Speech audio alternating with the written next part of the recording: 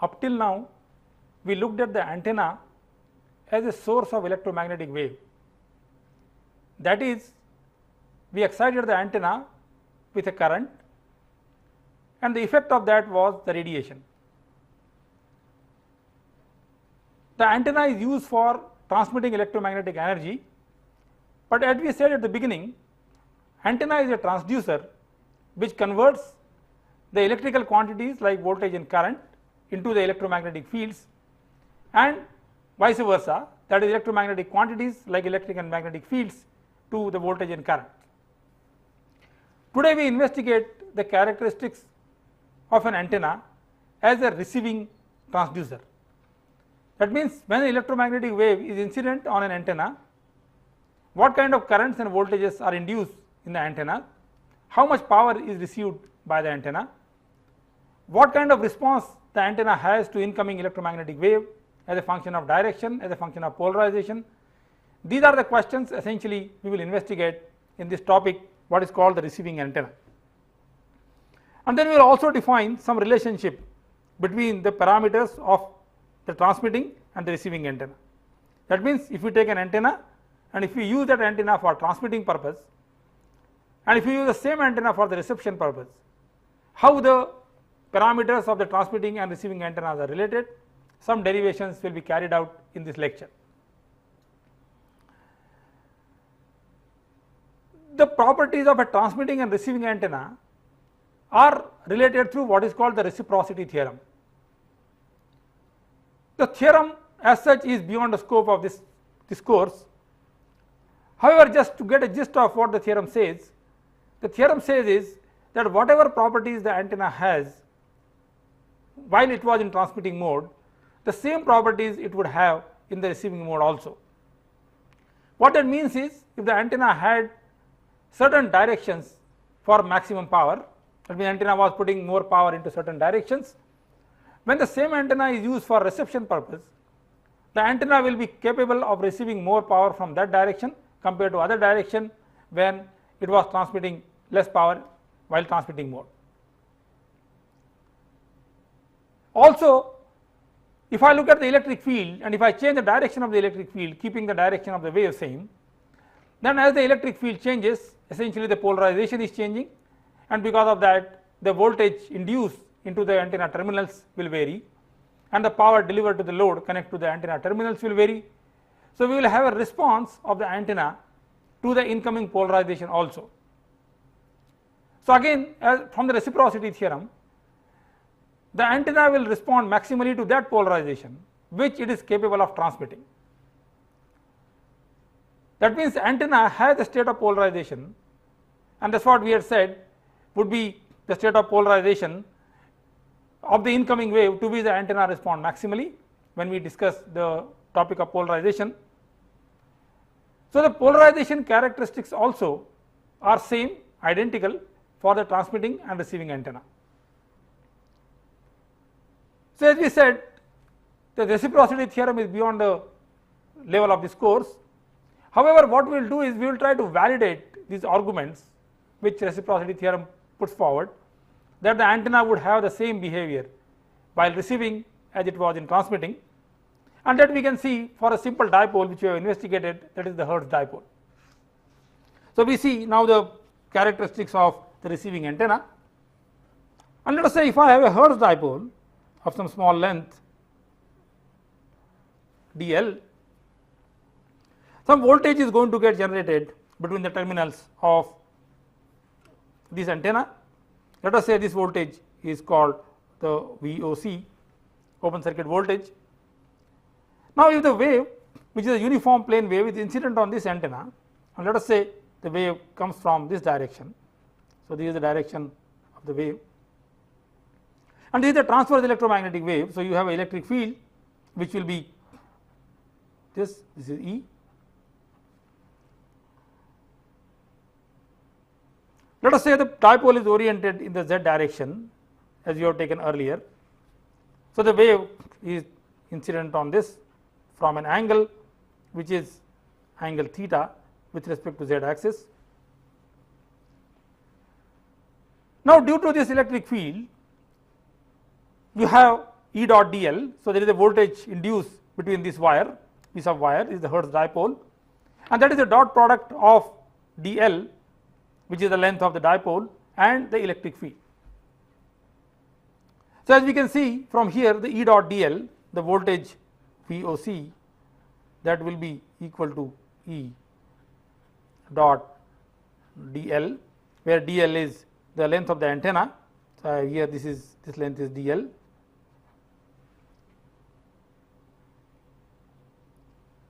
If this angle is theta, then the angle which it makes with the z axis is 90 minus theta.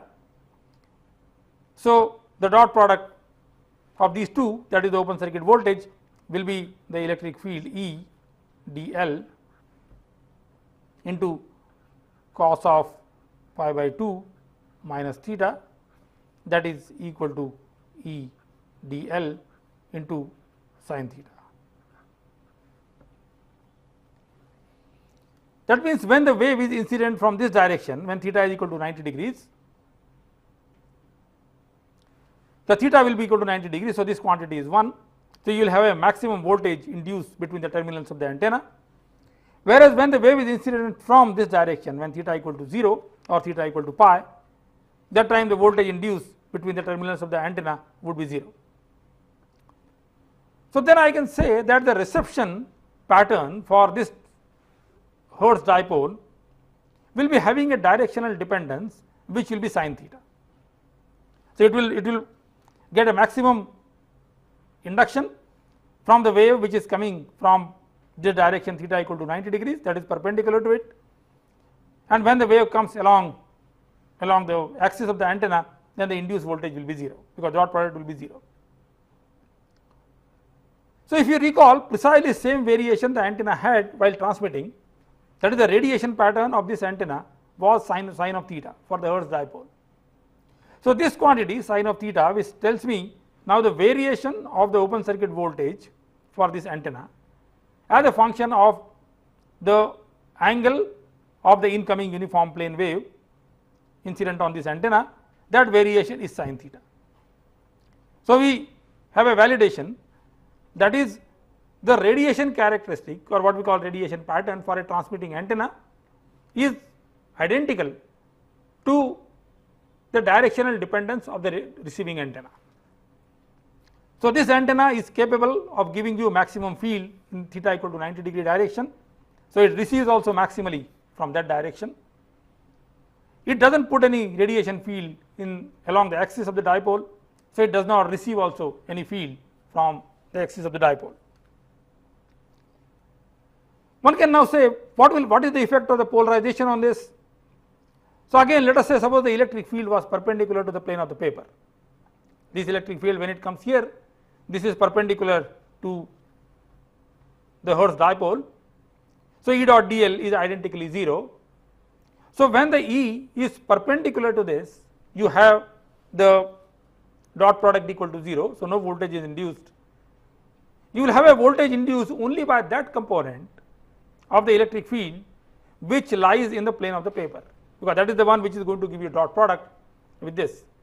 The component of the electric field which is perpendicular to the plane of the paper will give me the dot product 0, because the angle between this electric field and dl will be always 0. So, what we see that as I go on a given distance from the dipole, if I draw a circle now like that around this, and if I imagine a situation that the wave is coming from different directions. So, at a distance r from the Hertz dipole, if I take various waves which are coming and impinging on this field will give me the voltage. This field will be here, the field will be like that for incoming wave. So, it will give me the voltage which is maximum, that is what is given by this, and there is no voltage induced because of the electric field which has a component which is perpendicular to this. So, this is precisely the behavior that now your antenna is responding to only theta component of the electric field which is tangential to this circle. If you take electric field which is perpendicular to this, then the induced voltage is equal to 0. Precisely that is the behavior we see for the transmitting antenna, that the Hertz dipole used to radiate an electric field which was linearly polarized, and it was linear polarization was in the direction theta. So, here also we see the Hertz dipole responds to the incoming electric field which is oriented along theta. So, the polarization characteristic also is identical for the transmitting and receiving antenna. So, in fact, this property is true for any general antenna, though we saw its validity for the Hertz dipole. In fact, when we go in practice, you take any antenna and its radiation pattern will be identical while receiving and transmitting mode. Its polarization behavior also will be identical while transmitting and receiving mode. That means an antenna will respond maximally to that polarization to which it is capable of transmitting. Having understood now this behavior, then there is one parameter which is very special to the receiving antenna, which cannot be defined for transmitting antenna, and that is what is called the effective aperture of the antenna. Now, the idea is as follows. Let us say I have an antenna which was, when it was used in a transmitting mode, so let us say I have a general antenna which it was transmitting mode. So, when I saw from the circuit point of view, between the terminals of this antenna we see an impedance which is the input impedance of the antenna, which is Z. So, from the circuit point of view, this is equivalent to an impedance which is some resistance value which is equal to the radiation resistance of the antenna. So, R plus Jx. So, an antenna which is seen from the circuit point of view between the terminals appear like an impedance, where R is a measure of how much power is radiated by the antenna, and X essentially is related to the reactive field, the inductance and the electrostatic field which are around the antenna. So, the power radiated by the antenna is essentially related to this quantity R. Now, again by the reciprocity theorem, essentially the impedance between the terminals of the antenna is identical when antenna was transmitting and the receiving. That means, if I now, while receiving, if I look between the terminals of the antenna, this will appear like a voltage source, because the voltage is induced between the terminals, that is the V open circuit voltage, with an internal impedance which is the same as the antenna impedance, which is R plus Jx. So, if I take now an antenna, so this was the case which was transmitting,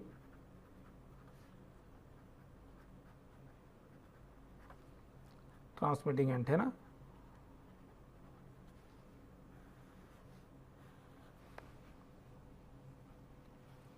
If I take the antenna which is receiving antenna, then we have a situation. This is the antenna on which now the wave is incident, and this antenna now is connected to a load impedance to which the power is to be delivered, and let us say this load is given by ZL. So, this antenna now is equivalent to a open circuit voltage which is induced between the terminals of the antenna. So, I have here a voltage source which is VOC. Then I have an internal impedance of this antenna which is R plus X. So, this is R plus Jx, and this is connected to the load impedance to which the signal is received. So, this impedance is equal to ZL. So, if I see from circuit point of view, a receiving antenna is equivalent to an open circuit voltage, that is the voltage which you will measure between the open circuited terminals of the antenna. The internal impedance of the antenna is the same impedance which you would measure between the terminals of the antenna when antenna is in transmitting mode, and that is the load impedance to which finally the signal is delivered in the receiving mode. So, a receiving antenna can be equivalently represented by this circuit. Then the power which is delivered to this antenna is,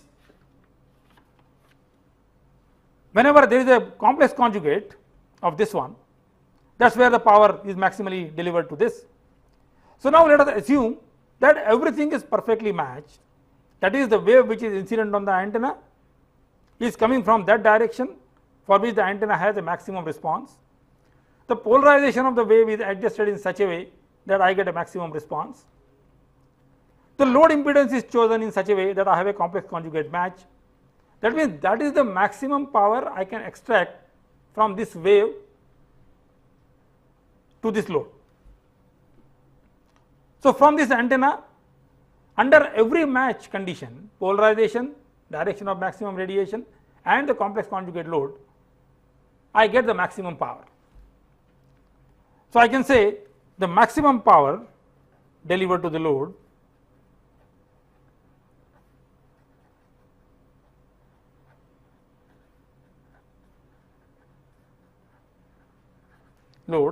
under fully matched condition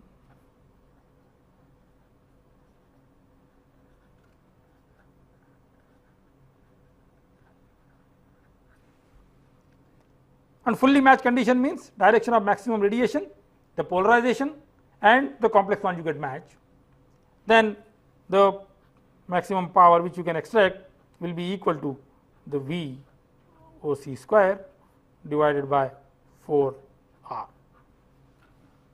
I can just find out the current from here and multiply by the voltage across this by conjugate of the current, I will get the power delivered to the load.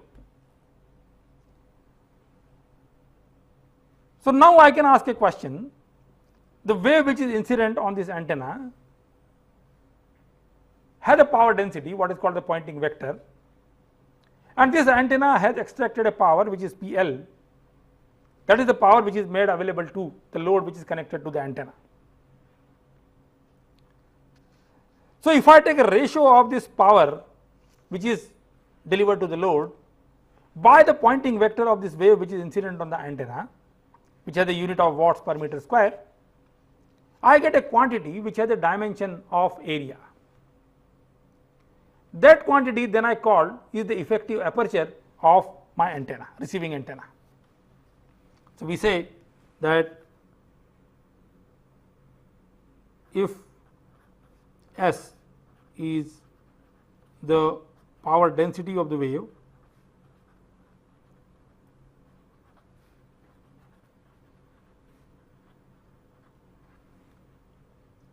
then the effective aperture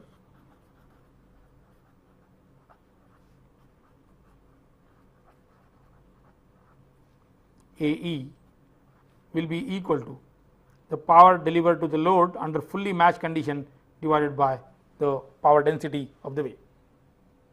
So this aperture is telling as if when the wave was coming, which I had certain power density, and let us say I had a piece, so I can cut a piece from this wave, so I got some power from that area. The antenna essentially effectively put that piece and cuts a piece from this wavefront which is coming in, and that is the one which sort of has delivered the power to the load.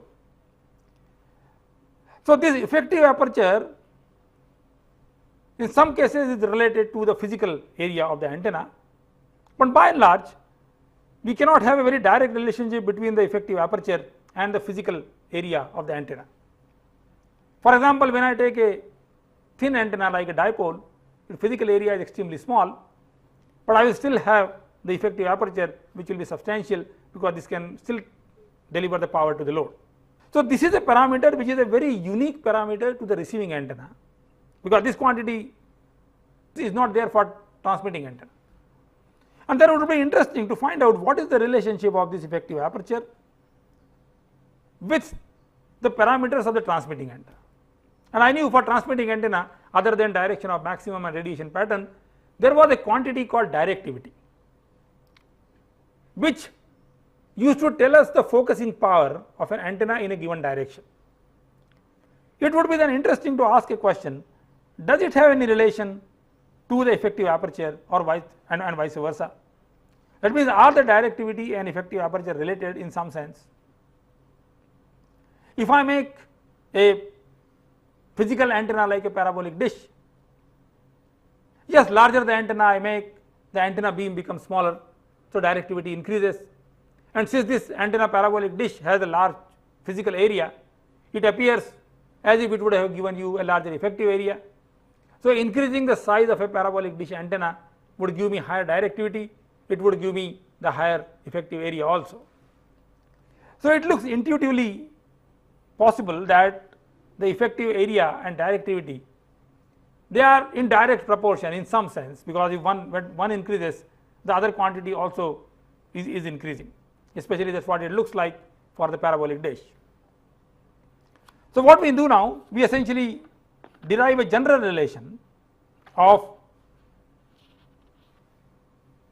the effective aperture and the directivity of an antenna when the antenna was in receiving and the transmitting mode.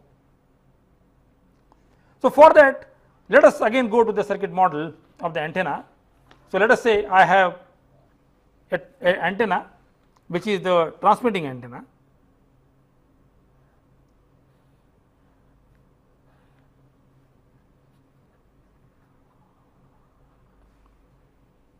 to which some voltage V1 is given, because of that some currents flow. So let us say this antenna is given by 1. Then at some distance I have a receiving antenna, and at the moment I am not even specifying what type of antenna it is. Let us take general case.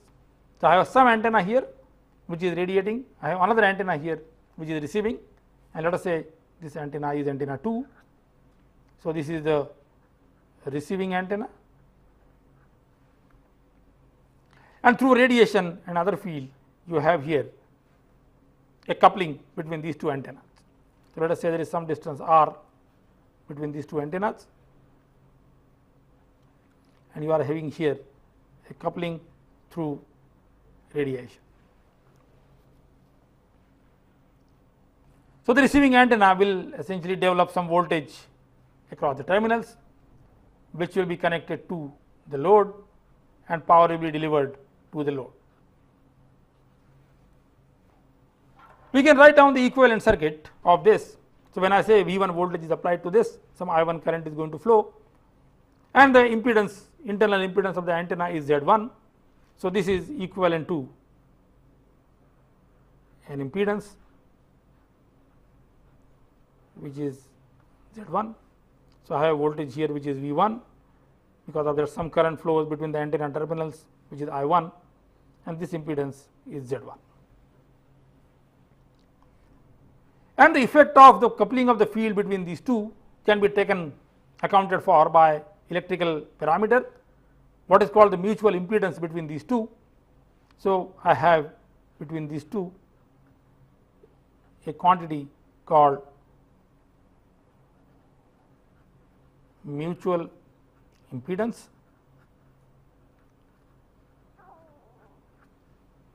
let us say this is Z mutual, and on the receiving side we have a voltage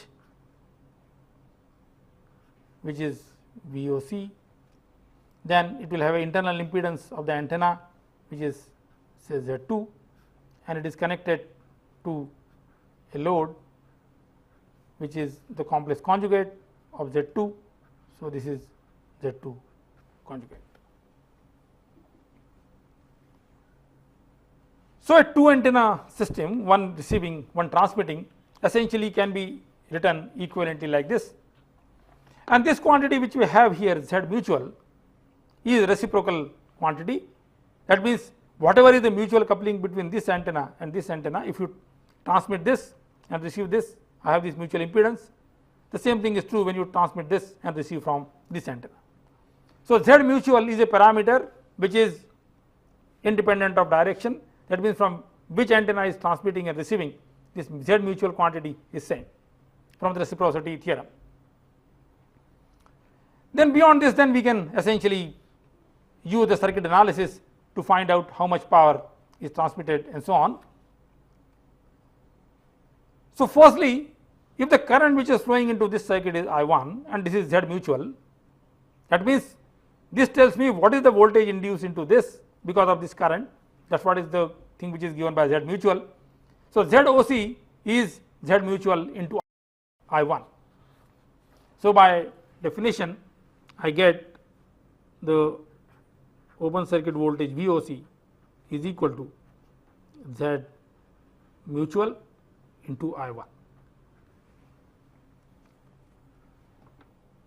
And then for complex conjugate match load, which is Z2 is equal to R2 plus JX2, the maximum power transferred will be mod V square upon 4 R2. So, we have now the power received PL will be equal to mod VOC square upon 4 R2, which is equal to mod Z mutual square mod I1 square upon 4 R2.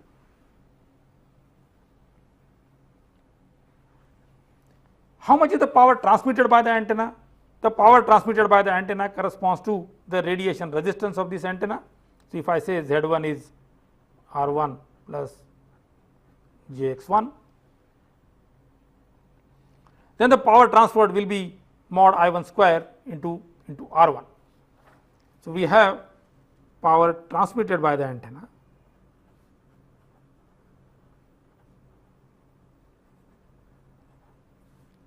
PT, that will be equal to mod I1 square into R1.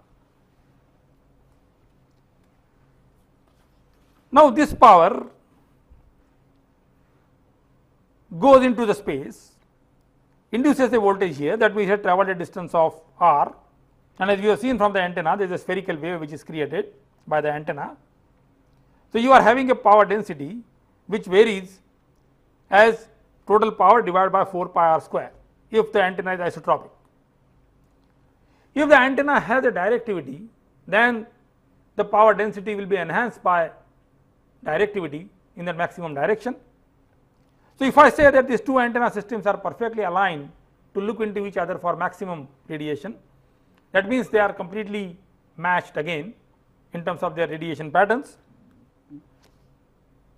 The power density which you get on location of the receiving antenna will be total power divided by 4 pi r square into the directivity of this antenna. So, let us say directivity of antenna 1 is given by D1. So, I will get the power density at the receiving antenna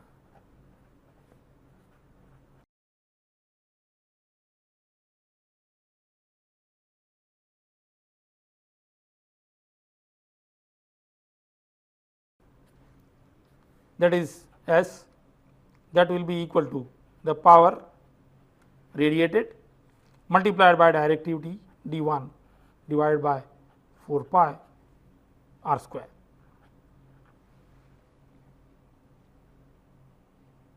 I can substitute for PT, so this will be equal to mod I1 square R1 into D1 upon 4 pi r square.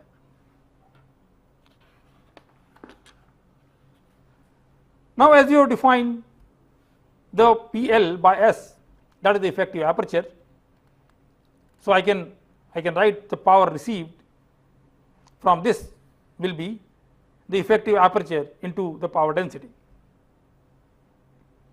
So, essentially what I can get, the effective aperture multiplied by this power density, that should give me the power received, and that power received should be same as this power which is delivered to the load. So, from here I can get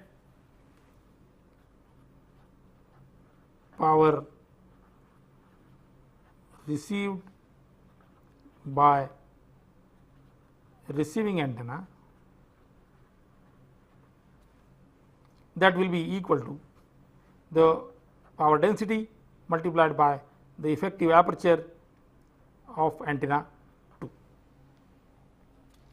So, note here, in this case the receiving antenna is 2, transmitting antenna is 1.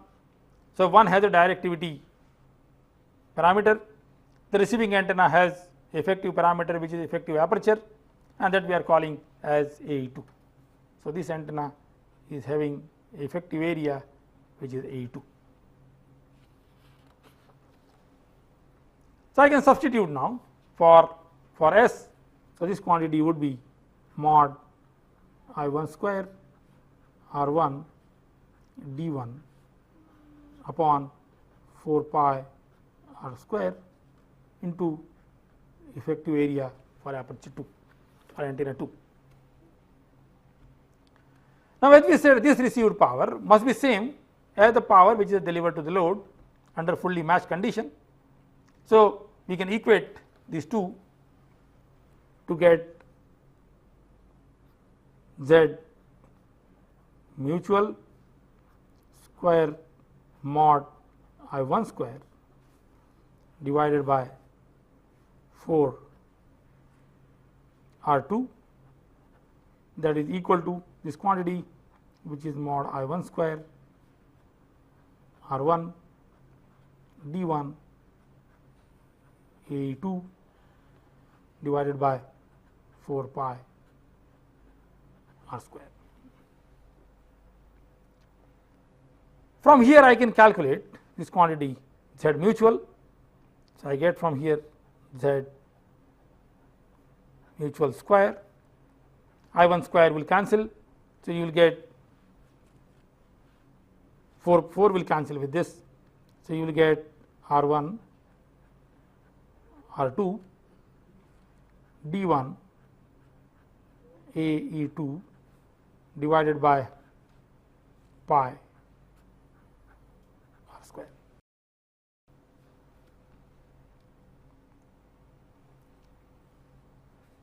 Now, let us interchange the role of the receiving and transmitting antenna. That means, now this is the one which is transmitting. So, it has a directivity, let us say is D2, and this antenna is the receiving antenna. So, its aperture, let us say, is having AE1,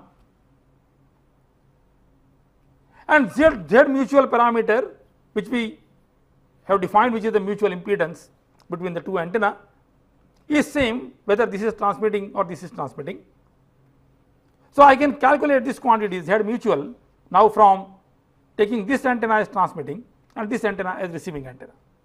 If I do that, then Z mutual will be this R1 R2 or they will remain same. D1 will be replaced by D2 because now that is the transmitting antenna. AE2 will be replaced by AE1 because that is the receiving antenna now. So, interchanging the role of transmitting and receiving antenna, or let us say interchanging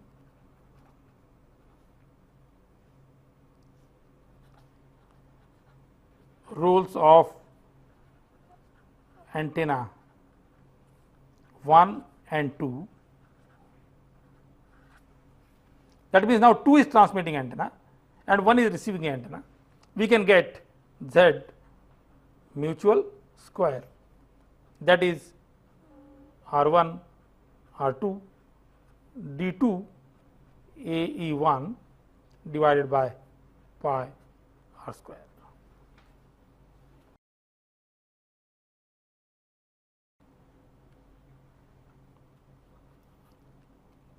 That means, this quantity D1 AE2 is equal to D2 AE1. So, from here we essentially get D1 AE2 is equal to D2 AE1, that is D1 upon AE1 is equal to D2 upon AE2.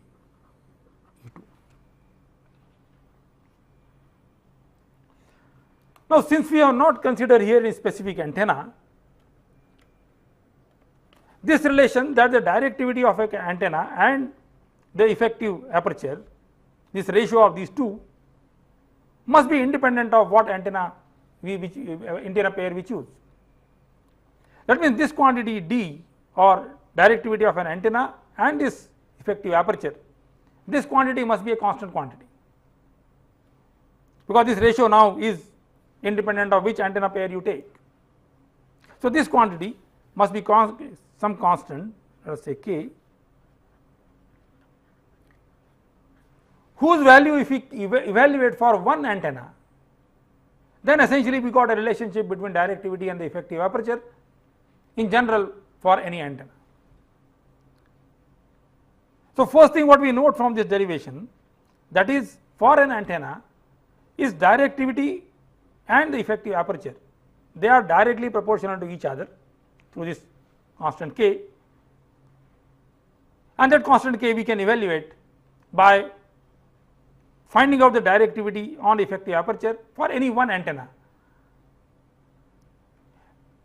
And since we have investigated the simplest antenna, which is the Hertz dipole, maybe we can calculate the value of d and AE1 for the Hertz dipole, and from there we can calculate the value of k.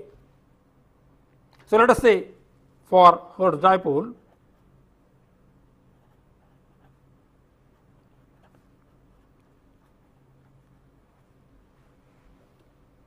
we have a radiation pattern E, which will be given by sine of theta. So, we have a directivity for the Hertz dipole d, which is 4 pi divided by theta 0 to pi, phi 0 to 2 pi, mod E square. Now, this pattern is normalized pattern, its maximum value is 1. So, this is mod E square, which is sine square theta, and a solid angle sine theta d theta d phi, and this integral we had calculated earlier.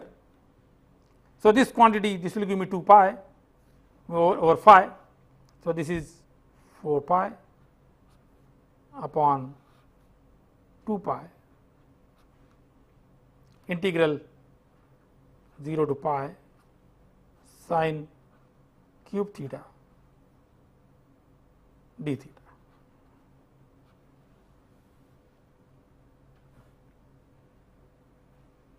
And this integral we had evaluated, which was 4 by 3. So, if I substitute that, this is 2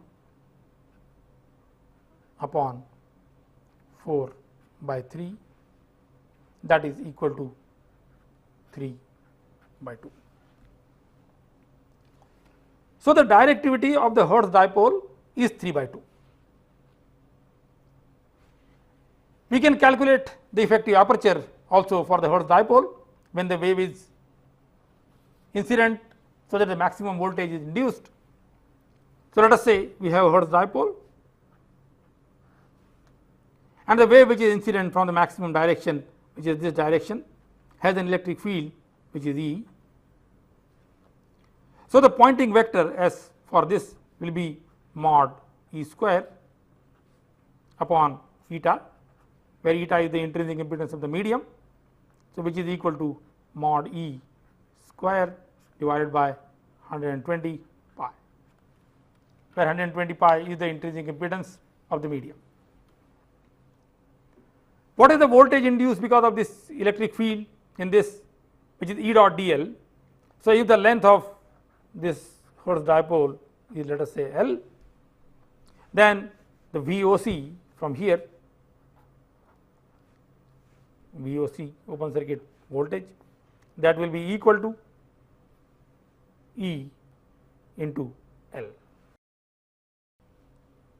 Everything is matched, polarization is also matched. So, dot product is the maximum dot product, which is E into L. Now, if I look into the terminal of the Hertz dipole, we see a resistance which is nothing but the radiation resistance, which we already derived. So, this is equivalent to essentially a voltage source and a resistance which is the radiation resistance.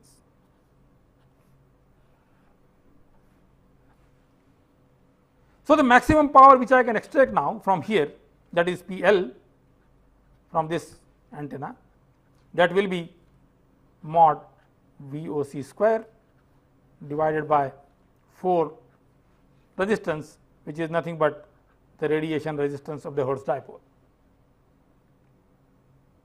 I can substitute for VOC, which is mod E square L square upon 4, and radiation resistance is 80 pi square, that is what we have derived. So, this is 80 pi square lambda upon L whole square. The radiation resistance is 80 pi square L upon lambda whole square.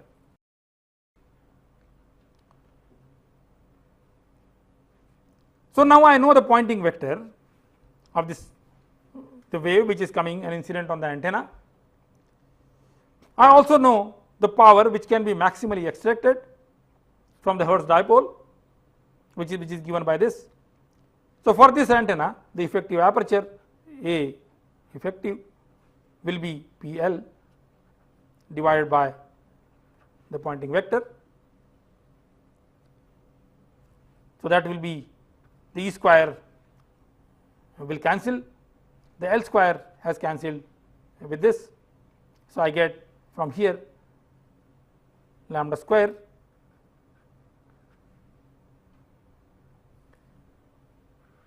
(3 upon 8)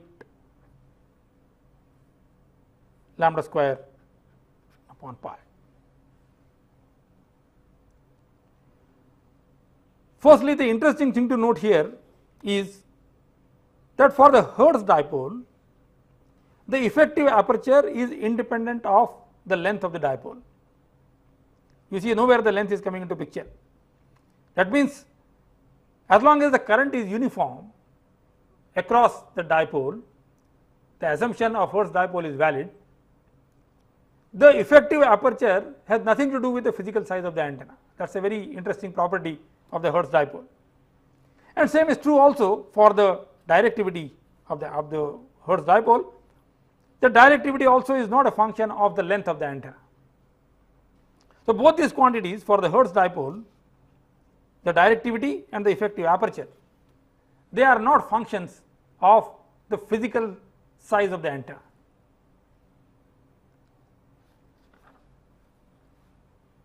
Second interesting thing to note here is that the effective aperture essentially scales as lambda square. So, for a given antenna, since the length is not coming into picture, as I decrease the frequency of the antenna, that means as the wavelength increases, the effective aperture of the antenna goes on increasing. So, if I take a small piece of wire and as the frequency decreases, essentially lambda is the one which is going to increase and the effective aperture which is offered by the antenna will increase, and that is a very interesting characteristic of the Hertz dipole. However, now solving these two, that getting this quantity, the directivity for the Hertz dipole, which is 3 by 2, and the effective aperture which is this, then I can substitute into this relation and find out this constant k, the proportionality constant.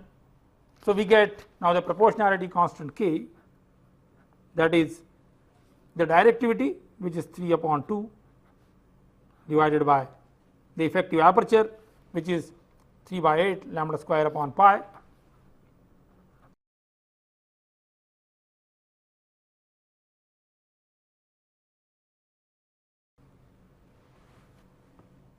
Three will cancel, 2 will cancel, so I will get 4 pi. So, this will be equal to 4 pi upon lambda square. Then one can substitute here and I can get a general relation between the directivity and the effective aperture for any antenna, and that will be the directivity upon the effective aperture for an antenna that will be equal to 4 pi upon lambda square, or the directivity is equal to 4 pi effective aperture upon lambda square.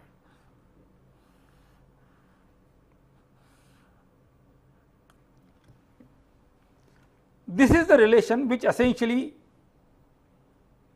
relates the effective aperture of an antenna and the directivity of the antenna. And as we have seen that there is a proportionality relationship, that means larger the directivity of the antenna, higher will be the effective aperture of the antenna. And directivity is related to the beam width of the antenna, that means narrower the beam of the antenna, higher will be the effective aperture of the antenna. Now, although we have derived this relationship for the maximum direction which was picking up the maximum radiation, and that's where directivity was coming into picture. If we define a parameter what is called a directive gain, which is the ratio of the radiation intensity in that direction divided by the average radiation intensity, then also this relation would be true, only thing this quantity will not be directivity, this will be directive gain in that particular antenna.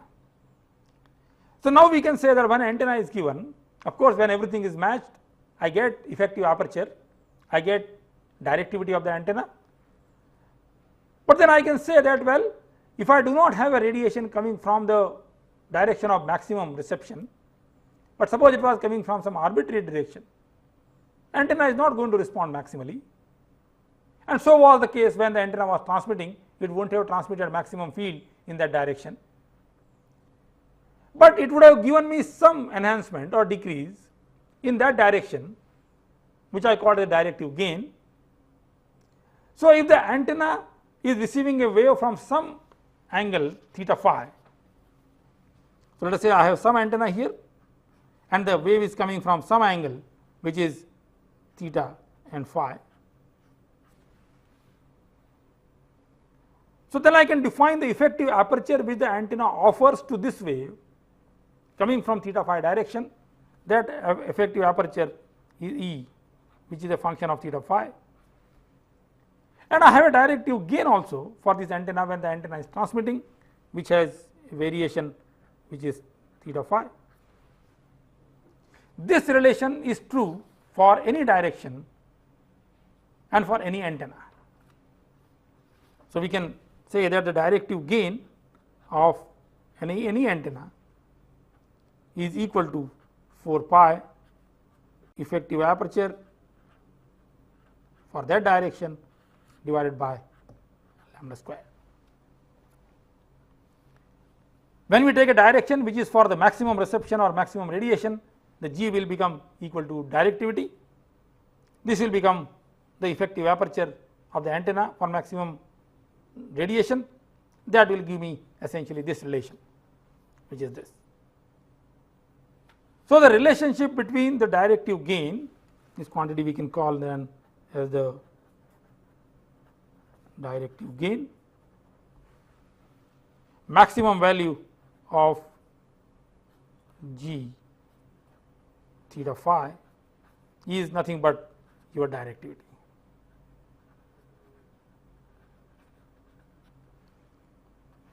By definition.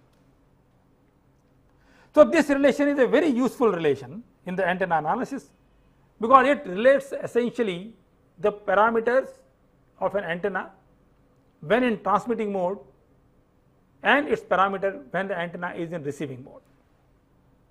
So this relationship comes very handy when essentially we do the calculation for the antennas in transmitting and receiving modes. Just to take an example here, if I take a parabolic dish and find out what would be the effective aperture and the directivity of an antenna. So let us say if I take a simple parabolic dish which is circular and which is having, let us say, a diameter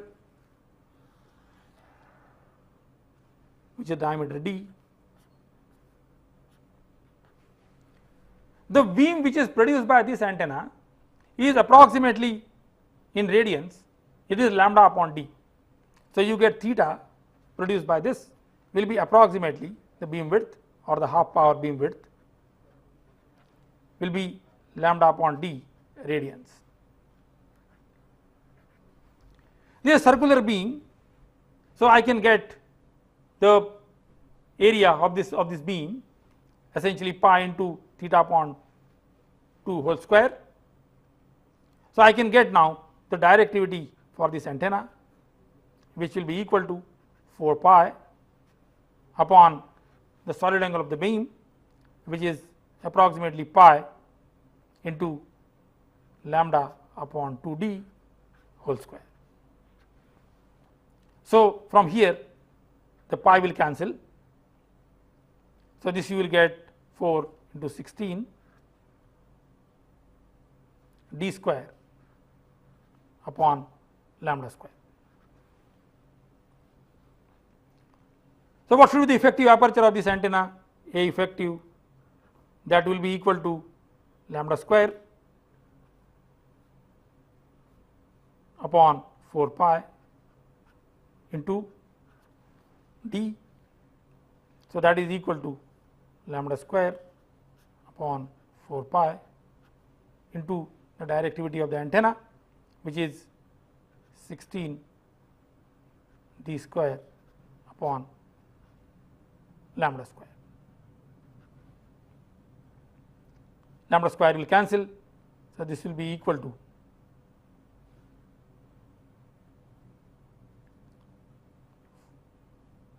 (16) upon 4 pi